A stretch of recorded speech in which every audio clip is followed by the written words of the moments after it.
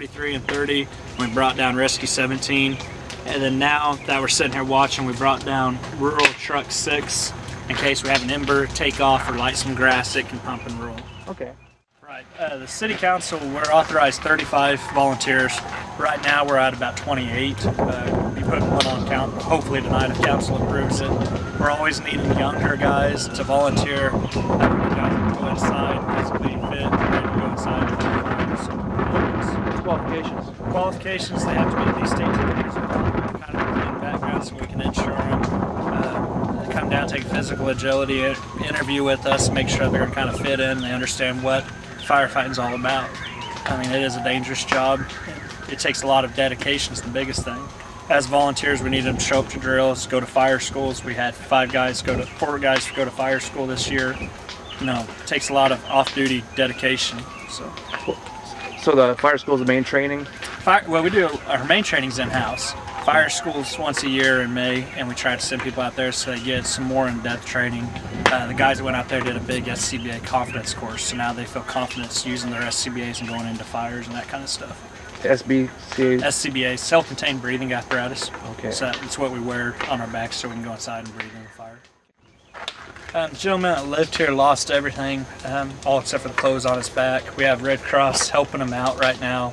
If anyone has anything they'd like to donate to him, they can get a hold of Sandy Stelling with the Red Cross, the local Red Cross here in town, and they'll be helping him out. So if anyone's got anything they'd like to get him or help him get restarted, that's the way they need to go to help him.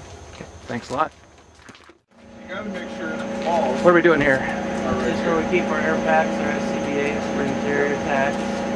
And we just got done filling them up. Now where we have there.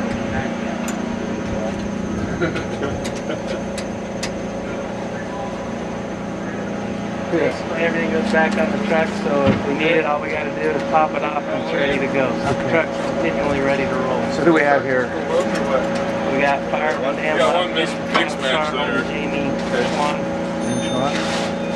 Alright. And there's Joe. So is this your main truck?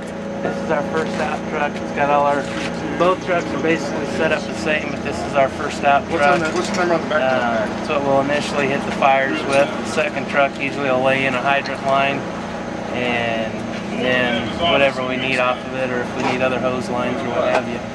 Okay. Give me a little, show me what's this truck got. Basically what we got on this truck is it carries water. Don't quote me, but I think it's 750 gallons of water on it right now. We have our SCBAs on it. A lot of guys, you see the next compartment has got bunker gear. So we carry it. Some guys keep their bunker gear on it. Some guys keep them on their persons and their private vehicles. Others will keep their bunker gear on the truck so it's here when they need it. Basically, it's, you know, we got our hose. They're loading the hose right now. There's 3 pre-connects. Beautiful. So we have 3 lines we pull right away if we need to. So they're connected, you just yank them out and Yeah, ready to roll. connected and ready to go. If we lay them in there like that, it's I think there's 200 feet of hose on there, and we triple lay it, so it ain't so long, and they'll just pull it straight out, and then you can go wherever you want to the fire. It's kind of nice on the newer trucks and the newer hoses to keep the color coordinated. So if you pull the orange line or the red line or the yellow line, or we have blue hose, we can call back to the pump operator and have him turn on the right hose, basically. Which we've never had a problem with that. It's nice to have them color coded like that. So this is what you do after each fire then? This is the work. Do you do it other times? Well, every once in a while we test the hose, so we'll pull them all off, pull every bit of hose we got off and charge them and test to make sure there's no leaks or no malfunctions in the hose, and then we'll redo it. But normally they stay on there unless we have a fire, and then we'll, if the hose stays halfway clean, we can just reload the hose on the fire scene. All our hoses today got really dirty, so we just took them all out of service. We got extra hose, so we put the extra hose on while we clean the other one off, so You want to keep dirt and debris off the hose.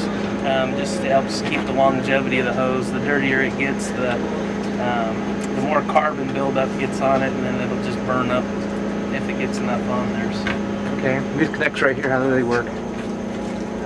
Those are actually if we just need extra lines pulled, which right now we don't have enough guys to run 3 lines basically, but if we just have to, we do carry extra hose on the back that we'd actually have to pull off, connect up, roll it out, and it's just not ready. It's not a pre-connect. It's something that takes a little bit longer to set up.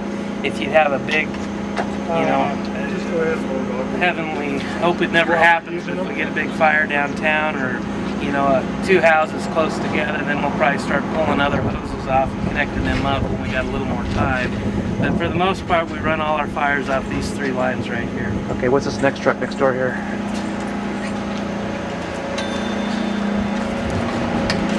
This is truck 30, it'd be our newer truck. Basically it's set up about the same way, same deal. The difference is the pre-connects. We got 2 pre-connects on this one, and they're right there. So we actually have 2 hoses to pull off that front light for a quick hit. And then again, you still got other ports you can hook onto. It's just not going to be as quick to get to the hoses. Does that other truck have this? No, that's just a deck gun. What we'll use that for is to help protect other structures. We'll put up a curtain of water between 2 houses to keep the heat and the embers from getting to